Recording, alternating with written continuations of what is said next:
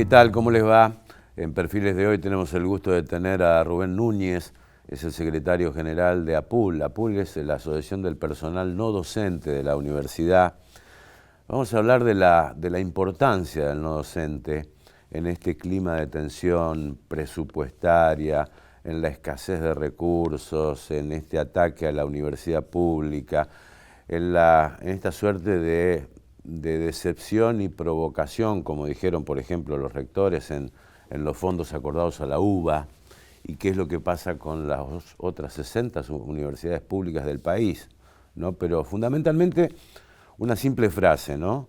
Si el personal no docente no está, tampoco hay estudiantes, tampoco hay estudios, tampoco hay docentes, en fin. La importancia que tiene un sector clave en el funcionamiento de la universidad. Enseguida con Rubén Núñez aquí en Perfiles.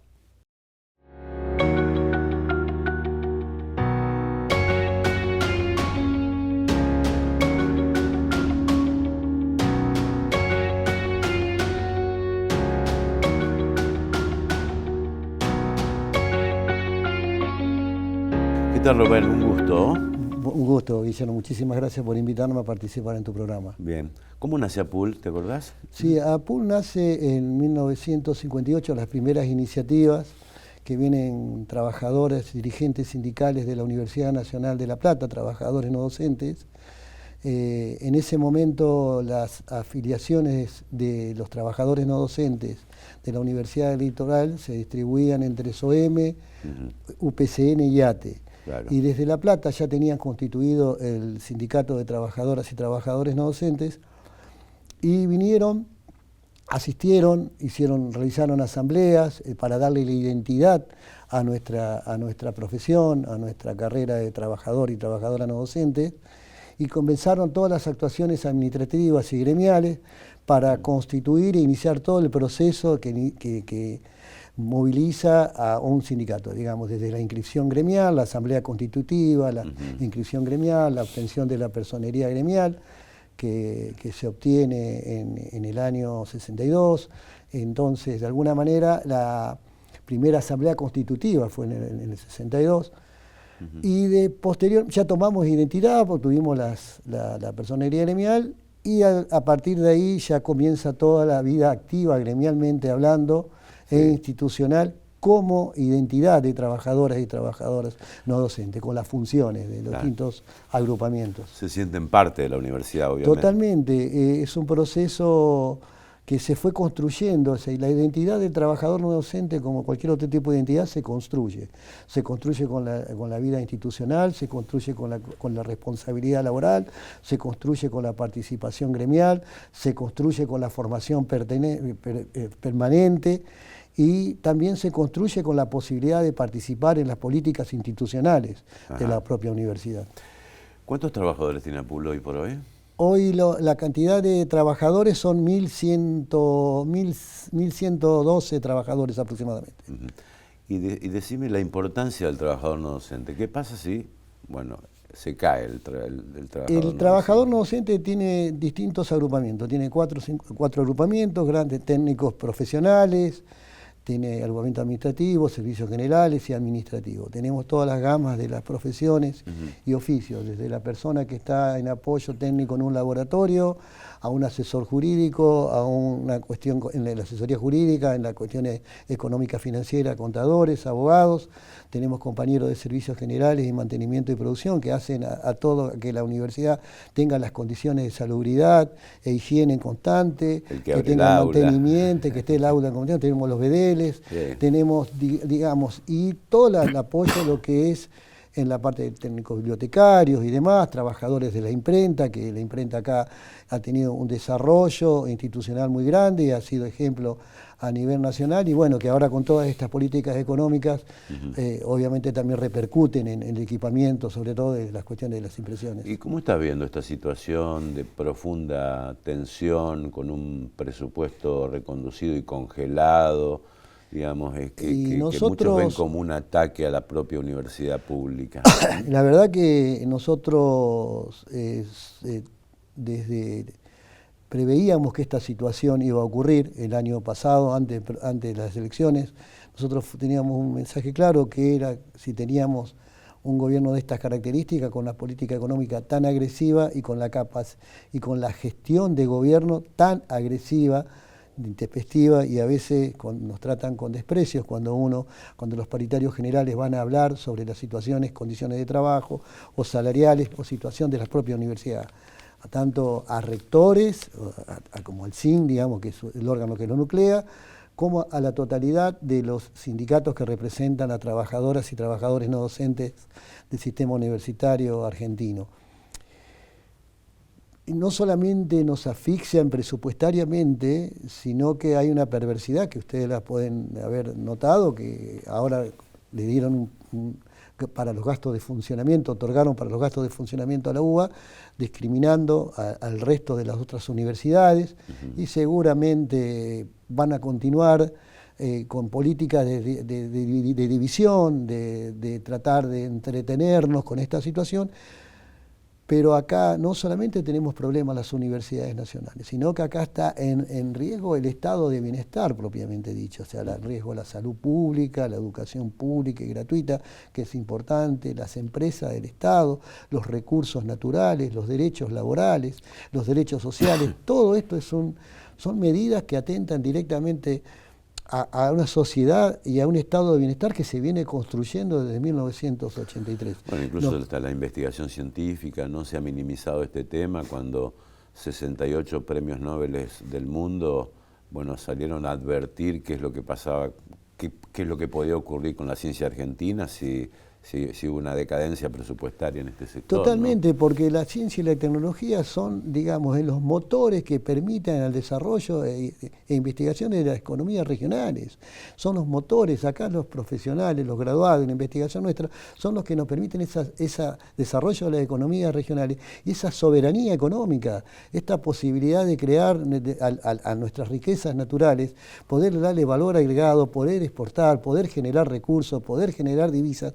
Y obviamente que a nosotros nos preocupa, porque todas estas divisas constituyen, con las retenciones en las exportaciones, constituyen parte del presupuesto nacional de los cuales se sustentan las universidades nacionales y todas las instituciones del Estado que te decía antes. Sí. Como también la importancia de conservar las empresas del Estado, que también nosotros, como dependencia del Estado, las empresas del Estado también generan divisas y de las cuales se constituye el presupuesto universitario. Y si esas empresas del Estado no son del Estado y la administran corporaciones internacionales, tienen un fin económico y no un fin social soberano donde un desarrollo de un país.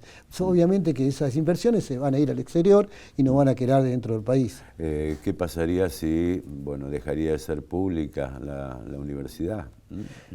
La verdad que sería catastrófico, porque en realidad va a ser totalmente, vamos a principios del siglo, del año pasado, del siglo anterior, vamos a volver antes de los posicionamientos, antes de la reforma, porque solamente va totalmente elitista. Va a ser una universidad totalmente elitista, o sea, no va a haber inclusión social, no va a haber movilidad social ascendente, los sectores que hoy que asisten a la universidad no van a poder asistir. Y esto, si nosotros permitimos y no resistimos estas políticas del gobierno, vamos camino a eso, lamentablemente, porque si nos recortan los recursos, si nos dan el presupuesto, es una forma de atentar, porque la vida universitaria no es solamente la construcción de profesionales que van a ejercer su vida profesional dentro de la sociedad. Acá se desarrolla tecnología, se desarrolla investigación, se desarrolla extensión universitaria, hay proyectos que se articulan con instituciones, con municipios, comunas, pequeñas empresas, se promueven emprendimientos empresariales, desarrollo, aportamos a la economía regional. Por eso la masificación de la manifestación y la contundencia que tuvimos en la movilización del 23, de todo el apoyo de la sociedad, todo el país. Fue histórico, ¿no? Porque el Frente Sindical, más allá del Frente Sindical, estaban unidos estudiantes, no docentes, docentes y hasta la propia familia. Sí, es que justamente ¿Fue un llamado de atención, te parece? ¿Puede haber algún tipo de reacción? Yo creo que la realidad es la única verdad a veces, ¿no? Cuando de alguna forma esta cuestión de que atacan a una institución que tiene un prestigio social como la universidad, que ese prestigio no se logra de un día para el otro, sino que se sostiene, y atacan porque atacar a las instituciones que están funcionando muy bien, que hay cuestiones que hay que corregir, pero que tienen mecanismos propios en función de la autonomía para corregirse, con respaldo constitucional, atacarlo intempestivamente desde un poder, avasallando la Constitución en primera instancia, y después tratar de interferir o de asfixiarnos presupuestariamente, porque es una forma de condicionar a los rectores y obviamente a todas las organizaciones sindicales. Y esto la sociedad lo leemos primero los integrantes de la comunidad universitaria y su familia, pero en todas las familias en la educación pública y gratuita está. En la mayor parte del pueblo argentino hemos transitado por la educación pública. Y bueno, algunos sectores que no la han transitado por la educación pública la toman como tal y la toman como una real responsabilidad del Estado, como lo dicen. El gobierno, incluso desde antes de la campaña electoral, con esa tachar papelitos, ¿no?, de organismos de investigación, etcétera, tiene el pensamiento de que sobra gente, ¿no? Esto, ¿cómo lo ves? ¿Qué sentís cuando escuchas esto? Lo que ocurre es que el avance científico y tecnológico, los nuevos mecanismos que hay para poder reconvertir laboralmente, refuncionalizar, adecuarnos, tiene que ver con en un ámbito de discusión, que para eso están las convenciones colectivas, donde los trabajadores del Estado tienen programas de capacitación permanente, están incorporados en las convenciones colectivas, la capacitación y la formación permanente, y en ese ámbito de diálogo se tienen que dar estas transformaciones. No se pueden dar las transformaciones desde un escritorio, que es la primera vez que gestiona en el Estado, sin ningún tipo de experiencia de trabajar en el Estado, a intervenir en el Estado. Es una cuestión que es totalmente vulnerable desde lo científico, desde lo empírico, y hasta, me atrevería, hasta son decisiones vulgares, porque no tienen asentamiento científico, de tomar intervenciones sobre el Estado y hablar de cosas que desconoces.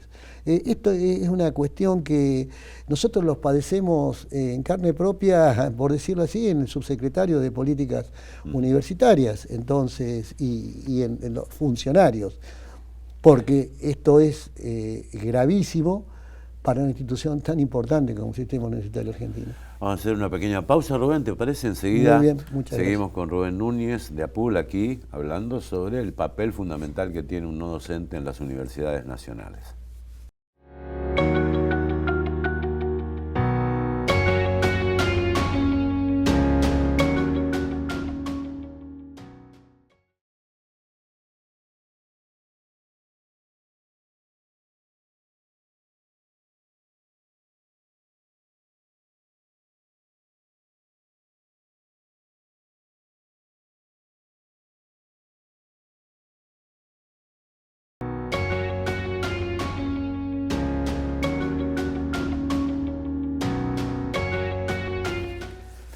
Seguimos con Rubén Núñez, del personal no docente de la Universidad Nacional del Litoral. Me imagino, Rubén, situación del no docente de todas las universidades, ¿no?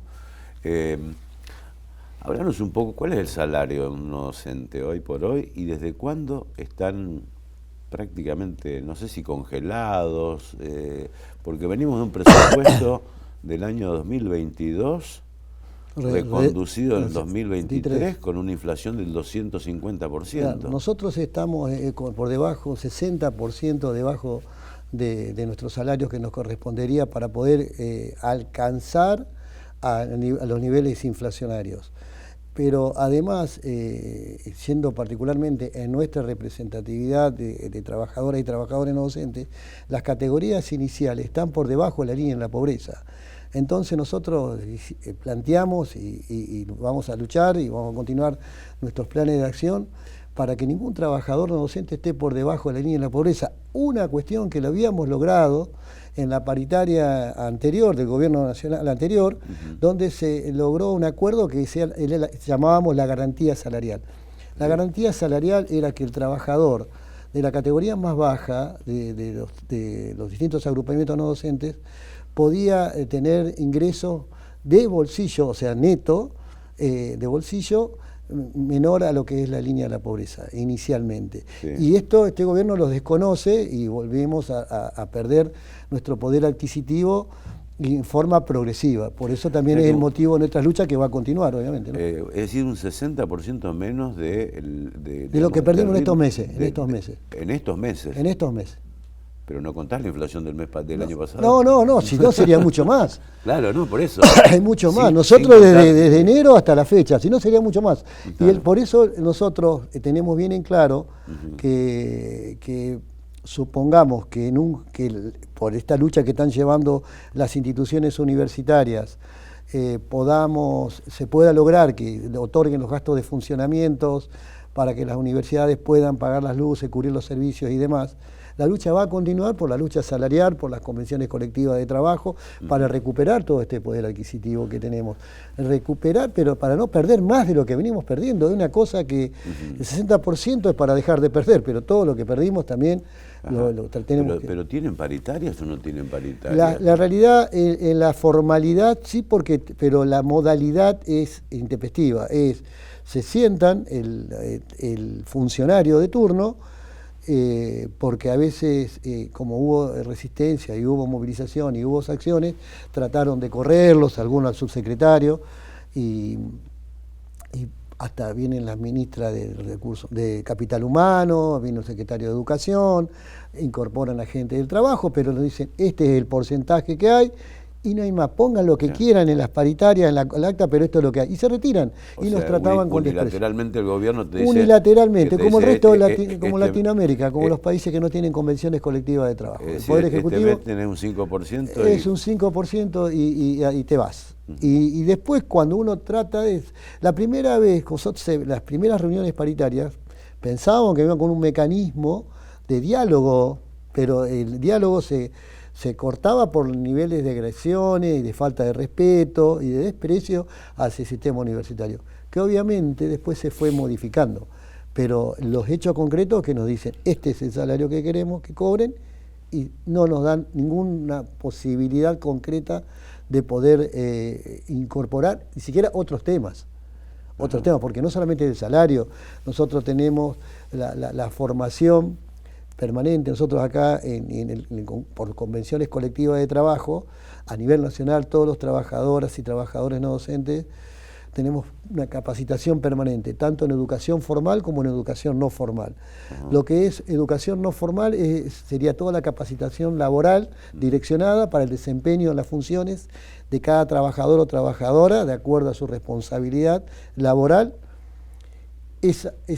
Son programas de capacitación analizados que se van discutiendo. Y además la carrera de licenciatura en gestión universitaria, que también es para todas las trabajadoras y trabajadores no docentes del país. Es decir, ustedes no se pueden sentar con el patrón, que en este caso es el Estado Nacional, y poder discutir. Usted me está dando un 5 cuando en realidad perdemos un 60 de principio de año. Sí, ¿No se pueden sentar a hablar? No, se imponen y se retiran. O sea, imponen, escuchan un determinado tiempo, y cuando nosotros terminamos de hacer los planteos, se retiran. Por eso, yo creo que por eso hay una continuidad de estas acciones. Y por eso también planteamos que, por más que supongamos que bienvenido sea que le aporten los recursos presupuestarios para los gastos de funcionamiento al resto de las universidades nacionales, el plan de acción y de lucha va a continuar con todo.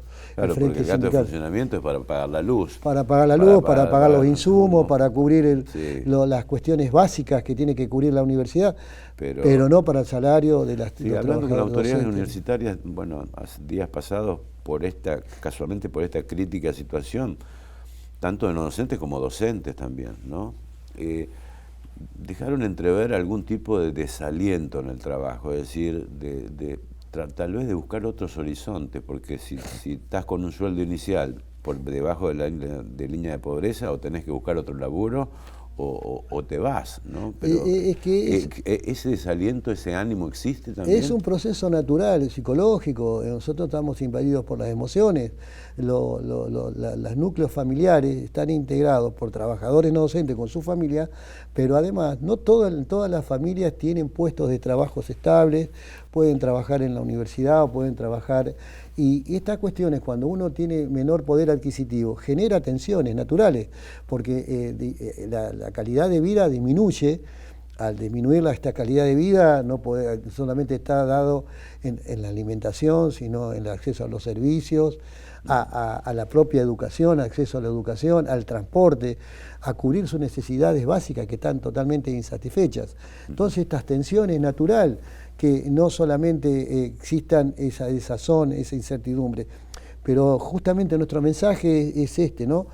Que cuando hay mayor momento de desesperanza, hay mayor momento de desazón, es más que nunca nos tenemos que aferrar a nuestro principio de solidaridad, de unidad, de trabajar, de luchar y de ir con las cuestiones bien claras, que por lo que estamos reclamando son cuestiones dignas. Entonces, en este camino estamos y en este camino vamos a continuar.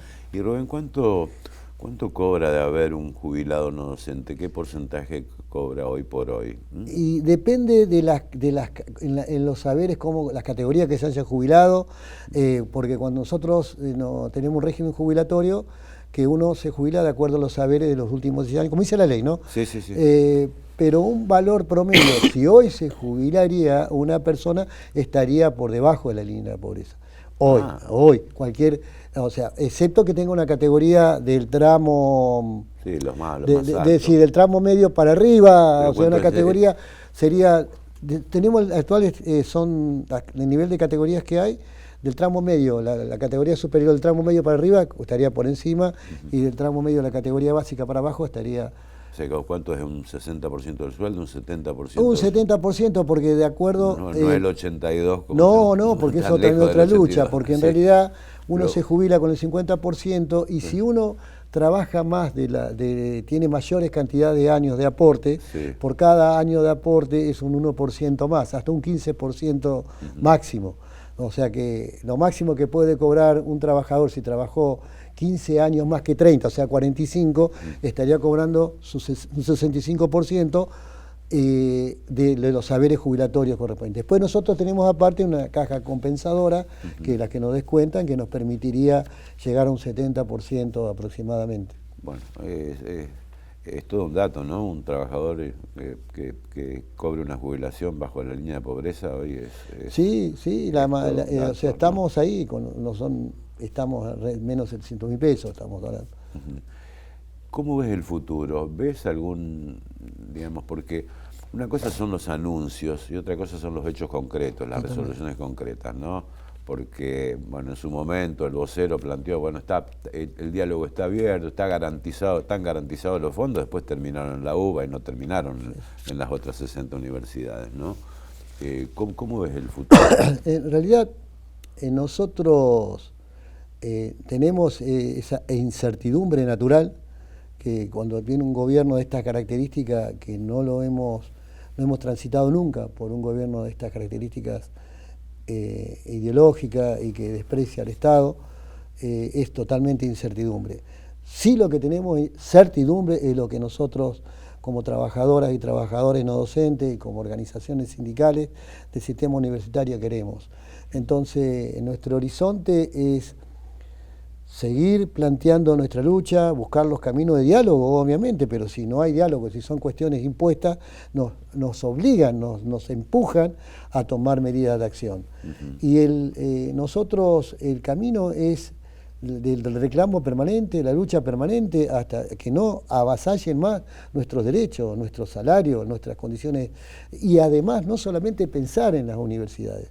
Nosotros como trabajadores no docentes, como organización sindical local, como nuestra federación y como la central obrera a la que pertenecemos, no solamente nuestra responsabilidad discutir salario y condiciones de trabajo de los trabajadores que representamos. Nosotros también creemos que debe haber un país con justicia, que debe estar la educación pública, que se deben defender las empresas del Estado, nuestros recursos naturales, nuestros derechos sociales. Nosotros también planteamos esto. Nosotros no es que miramos solamente, nos salvamos las universidades y ya está todo solucionado. Porque esto también puede ser, y esto es lo que hablamos con nuestras trabajadoras y trabajadores en nuestras asambleas y nuestras reuniones de cuerpos orgánicos. Rubén, muchas gracias por la visita. Muchísimas gracias a vos, Guille. La verdad que fue un placer y te agradezco toda esta posibilidad para que las trabajadoras y trabajadores no docentes podamos expresarnos en la sociedad y que sepan lo que está ocurriendo hoy en la universidad y en nuestro país. Muchas gracias. Muy amable. Bueno, gracias Jessy, muy amable, Selene, Agustín, Rodrigo. Nos despedimos hasta nuestro próximo encuentro. Gracias.